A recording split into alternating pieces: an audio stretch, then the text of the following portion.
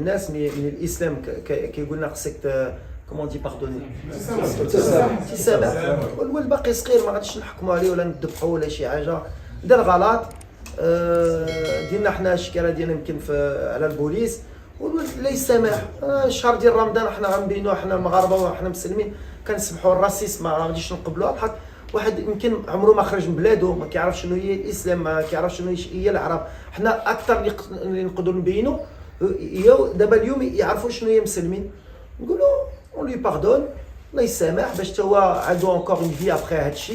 ما يكونش حتى هو حياته كامله يقول ظلموني ولا شي حاجه، دار غلط طلب مسامحه. من بعد كاين لو كوتي جوريديك بحال حنا انا كمدرب وكالفرقه وكمغربي نقدر نهضر على مسلمين on va lui dire مسكين on lui pardonne ونترمغوا له، وان شاء الله الا باغي يجي عندنا يشوف كي دايرين المسلمين وكي دايرين المغاربه وكي داير رمضان ويحس بها مرحبا. حنا on n'est pas quelqu'un qui va taper, il a fait une erreur, on lui a expliqué les choses ولا يسامح، وهذا من المغاربه والمسلمين.